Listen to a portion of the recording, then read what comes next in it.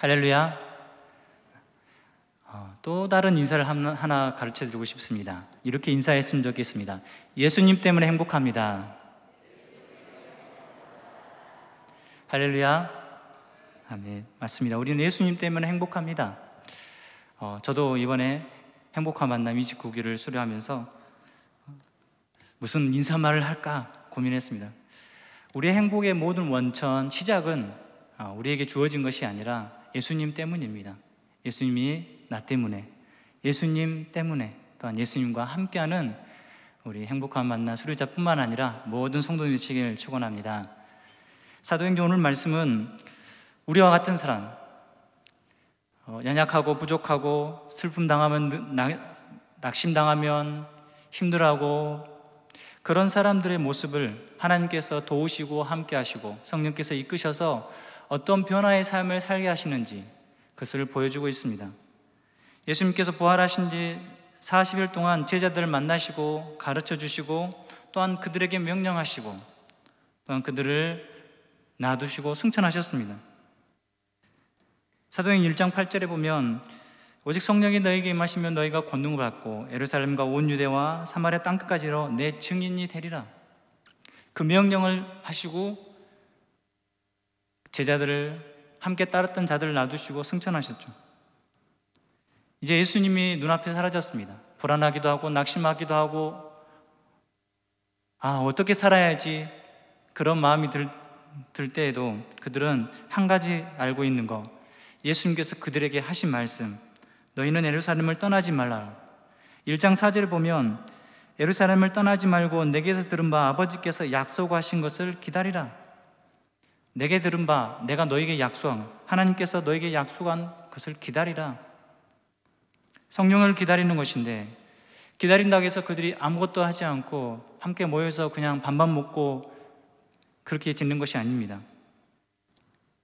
1장 14절에 보면 여자들과 예수의 어머니 마리아와 예수의 아우들과 더불어 마음을 같이하여 오로지 기도에 힘쓰더라.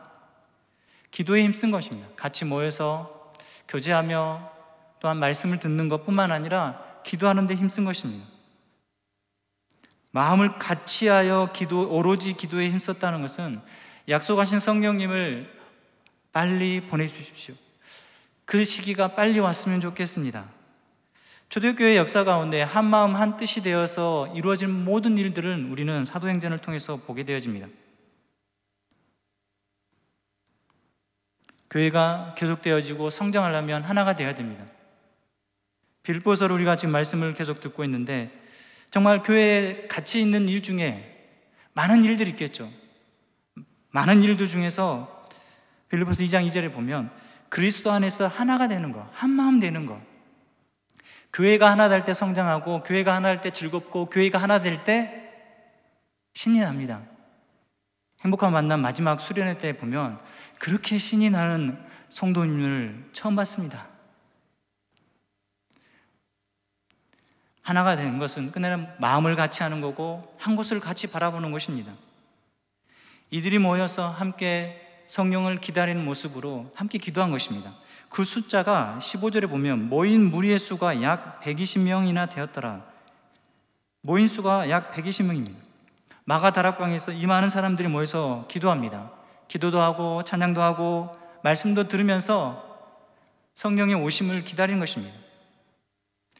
이때 베드로가 15절 하반절에 그때 베드로가 그 형제 가운데 일어서서 이르되, 성경에 보니까 베드로가 이렇게 해요. 성경에 보니까 가룟 유다가 배반할 것을 미리 예언했다. 그것을 20절에 보면 그렇게 표현합니다. 시편에 기록하였으되 그의 거처를 황폐하게 하시며 거기 거하는 자가 없게 하소서 하였고, 상반절에 보면 시편 69편 25절 말씀을 인용해서 하나님께서 다윗을 통해서 하나님의 나라를 건설하고 하나님의 정치를 하고 싶었는데 하나님의 뜻을 대적한 아히도벨의 배반적 행위를 꼬집으면서 그를 멸망하겠다는 예언을 담고 있습니다. 또한 하반절에 보면 그의 직분을 타인에게 취하게 하소서. 3년 동안 베드로와 함께 지자들은 가룟 유다도 예수님을 따라다녔습니다. 예수님이 하셨던 일, 예수님의 기적들, 예수님의 말씀들 다 들었습니다. 근데 하지 말아야 할 그 일을 행한 것입니다. 예수님을 판 거죠. 그 배반했던 자리가, 그 한 사람 자리가 비어 있는데 그 직분을 타인이 취하게, 개역 한글에서는 빼앗게 하소서라고 표현하고 있습니다. 다시는 그런 일이 벌어지지 않도록 한 사람을 채워야 된다는 것을 베드로는 이야기하면서 이렇게 모인 사람들이 함께 모여서 한 사람을 뽑습니다. 많은 사람 중에 두 사람을 내세운데 23절에 보면 유스도라는 요셉과 바사바죠. 하나는 마띠아가 있습니다. 그리고 26절에 보면 제비를 뽑아 마띠아가 그 사도의 숫자에 들어가게 됩니다. 근데 여기서 제가 이 본문에서 두 가지를 말씀드리고 싶습니다. 이렇게 사도를 한 사람을 뽑는데 그 비어있던, 성경에 말한 대로 예언했던 그 가룟 유다가 배반하고 그 자리가 비어있는데 그 자격이 될 수 있는 사람이 누구일까?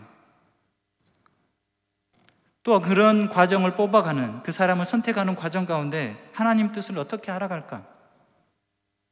그 첫 번째는 사도의 조건, 누가 사도가 될 건가? 21절 말씀을 보겠습니다. 21절 말씀 보면 이러함으로 요한의 세례로부터 우리 가운데 올려져 가신 날까지 주 예수께서 우리 가운데 출입하실 때, 요한의 세례로부터 승천하실까지 예수님과 함께 했던 22절 상반절을 보면 항상 우리와 함께 다니던 사람 중에 하나를 세워, 예수님께서 공생애 시작하실 때 또한 승천하셔 올라가신 그때 함께 했던 사람을 뽑는다 이 말입니다. 두 번째는 우리와 더불어서 22절 보면 항상 우리와 함께 다니는 사람 중에 하나를 세워 우리와 더불어 예수께서 부활하심을 증언할 사람이 되게 하려야. 예수님의 부활을 증언할 사람, 증거할 사람, 정말 예수님이 부활하셨다라고 말할 사람, 함께 했던 사람, 부활을 증거하는 사람.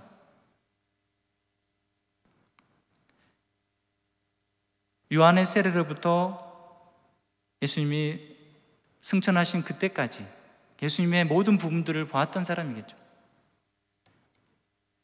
마태복음이나 마가복음이나 누가복음에서 동일하게 예수님께서 세례를 받으신 장면이 있습니다. 누가복음 3장 21절에 보면 백성이 다 세례를 받을새 예수도 세례를 받으시고 기도하실 때 하늘이 열리며 성령이 비둘기 같은 형제로 그의 위에 강림하시더니 하늘로부터 소리가 나기를 너는 내 사랑하는 아들이다 내가 너를 기뻐하노라 하시니라.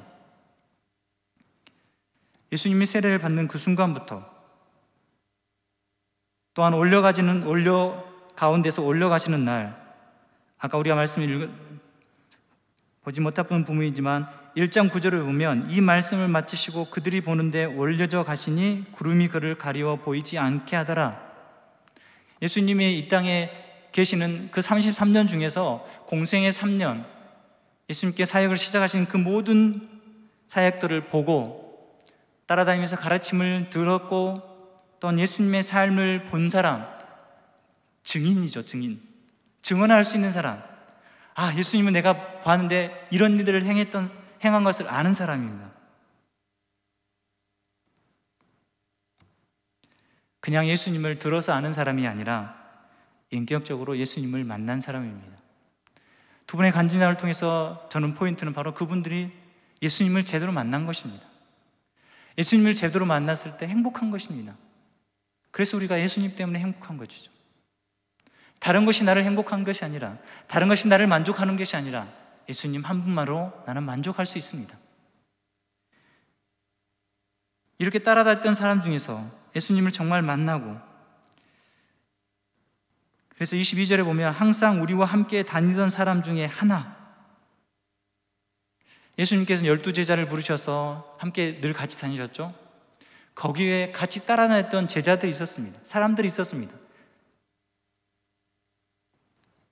많은 사람들이 있지만 대략 100명 정도, 한 50에서 100명 정도가 계속 따라다녔습니다.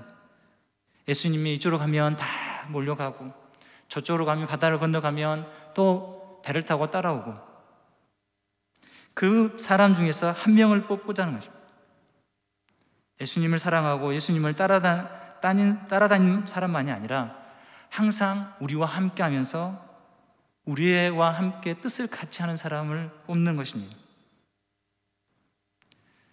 이 11제자, 이 남은 가룟 유다를 빼고 남은 11제자가 함께 하는 것입니다.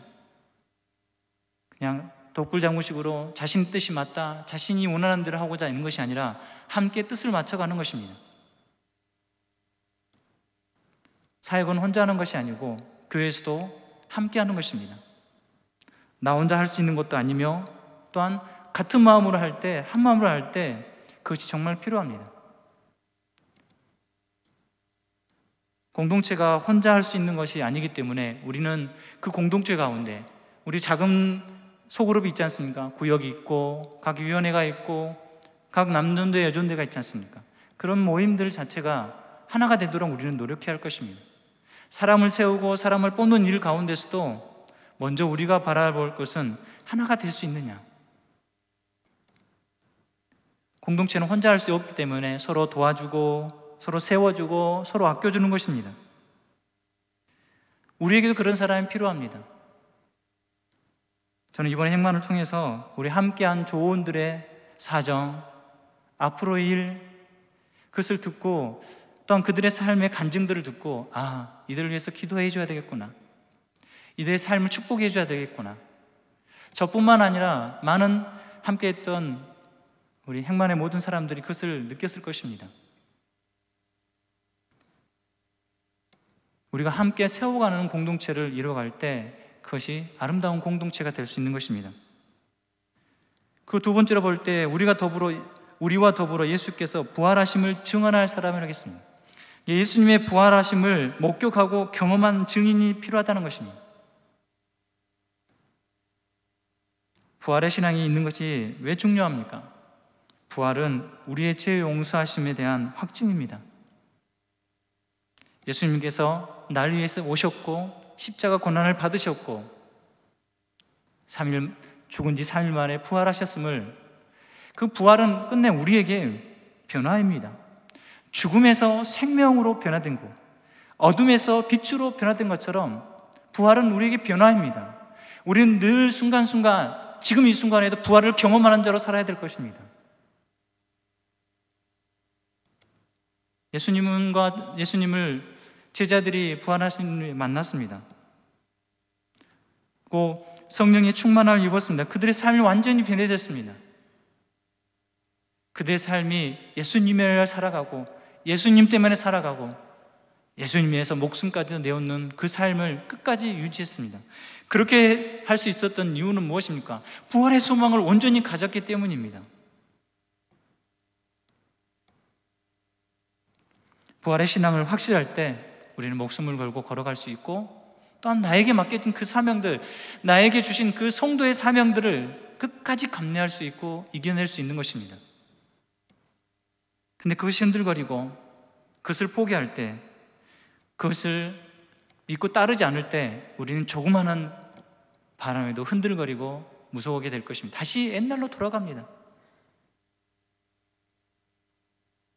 여러분 어떻습니까? 믿는 자가 된다는 것은 주님과 함께 한다는 것입니다. 동행한다는 것은 같이 가는 것입니다. 그냥 가는 것이 아닙니다. 서로 이야기를 나누고 서로 생각을 묻고 서로의 고민을 들어주고 서로의 손을 잡아주고 위로하는 것이 바로 동행인 것입니다. 주님은 나와 동행하시기 위해서 그 십자가를 지셨고 여전히 나와 함께 하시기를 원하시는 것입니다. 그 주님을 온전히 바라보시길 바랍니다. 그 예수님을 늘 믿는 자로 사시길 바랍니다. 우리는 예수님을 믿는다고 하면서 교회를 나옵니다. 보통 교회에 나오는 이유가 분명히 있습니다. 교회에 나오기 전과 후는 분명히 다르죠. 저 같은 경우는 교회에 나오는 목적이 분명히 있었습니다. 초등학교 때는 교회에서 주는 달콤한 간식과 즐거운 시간, 우리 선생님들이 잘 놀아주시는지 너무 좋았습니다. 중고등부 때는 친구가 좋아서 교회 가는 것보다 친구를 만나러,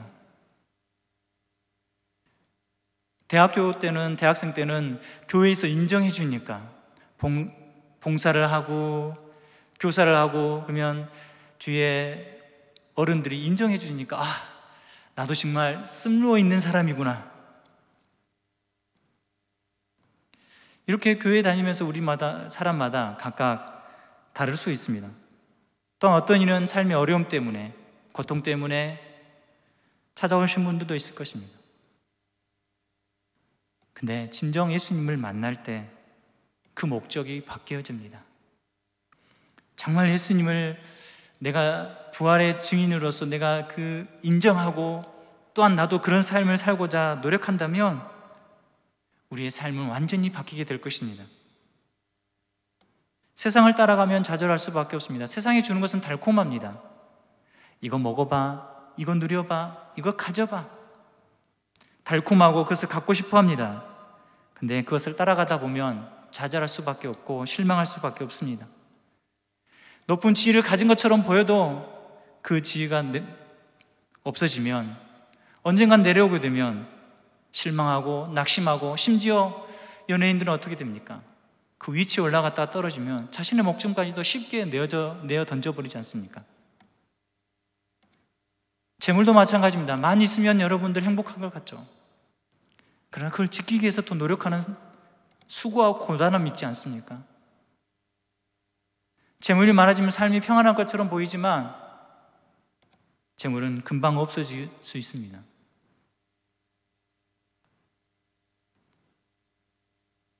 그래서 우리가 지위나 재물이나 명예나 권력에 나의 삶의 목적을 세우는 것이 아니라 영원히 변함없는, 변하지 않고 쇠하지 않는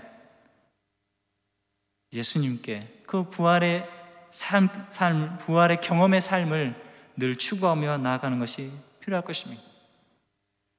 그것을 내 힘으로 하지 않고 수고하고 무거운 짐진다나 다 내겨라, 내가 너를 쉬게 하라는 주님의 말씀처럼, 또한 그 길을 걸어가는데 누가복음 9장 23절에 보면 또 우리에게 이르시되 아무든지 나를 따라오거든 자기를 부인하고 날마다 제 십자가 지고 나를 따르라고 말씀하셨지만 그 짊어지기 힘든 그 십자가를 내가 지는 것처럼 보이지만 누가 지십니까? 끝내 바로 주님이 지어주십니다.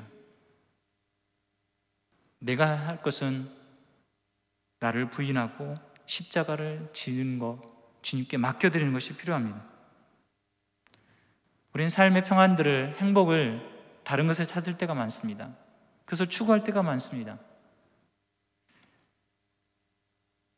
오늘 베드로와 이 많은 사람들이 한 사도를 선택할 때 말씀에 따라 선택하고, 더불어서 그 선택의 기준을 예수님과 함께 했던, 그 예수님께서 부활하신 것을 온전히 증거하는 사람을 선택하도록 했습니다. 그렇다면 두 번째로 보면 사도를 뽑는 과정은 어떻게 진행되었습니까? 23절에 보면 그들이 두 사람을 내세우니 하나는 바사바라, 별명은 유수도라 하는 요셉이고 하나는 마띠아라. 바사바라는 것은 안시겔의 아들, 안시겔이 태어난 것 같습니다. 안시겔의 아들란 이름을 가지고 요셉이란 히브리식 이름이고,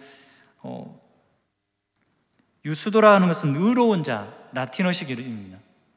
이름의 뜻이 많이 있습니다. 그리고 마띠아가 있습니다. 마띠아는 여호와의 선물이다. 그 이름의 뜻을 보면 정말 누가 선택되어져도 충분히 할 수 있고 능히 감당할 만한 사람들입니다. 두 사람 중에서 하나를 선택해야 하는데 그들이 첫 번째 하는 행동은 다른 것이 아닙니다. 그들이 기도하여 이르되 무사람의 마음을 아시는 주여, 하나님께, 주님께 아뢰는 것입니다. 기도해서 하나님, 우리 모든 사람의 마음을 아시는 주님, 아무리 그 사람의 이름이, 그 사람의 행동이, 그 사람의 모습이 아무리 사도로서 탁월한 것처럼 보일지라도 그 사람의 마음을 아시는 주님께서 그 모든 것들을 아시기 때문에 주님께서 선택하시기를 바라는 그 마음을 담고 있습니다. 우리나라 속담 가운데 10개의 물속은 나도 한 길 사람 속을 모른다는 속담이 있지 않습니까? 우리 사람의 마음을 꿰뚫어 보기 어렵습니다. 알기도 쉽지 않고요. 또 심지어 표현하는 말로 다 다른 사람을 속이기도 하고, 자신의 감정, 자신의 마음은 감추고 마음에도 없는 말을 많이 하기도 합니다. 그러나 우리 주님은 모든 사람의 마음을 다 알고 계십니다.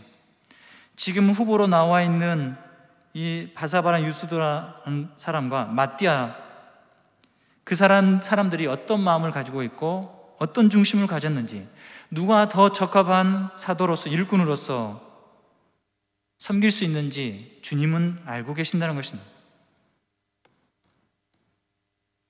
왜냐하면 하나님 우리를 지으셨고 우리를 만드셨고 이 땅에 태어나기 전부터 우리가 어떤 사람이 될지를 알고 계십니다. 시편 139편 13절 14절에 보면 주께서 내 내장을 지으시며 나의 모태에서 나를 만드셨나이다. 내 오장육부를 지으셨습니다. 누가요? 하나님이요.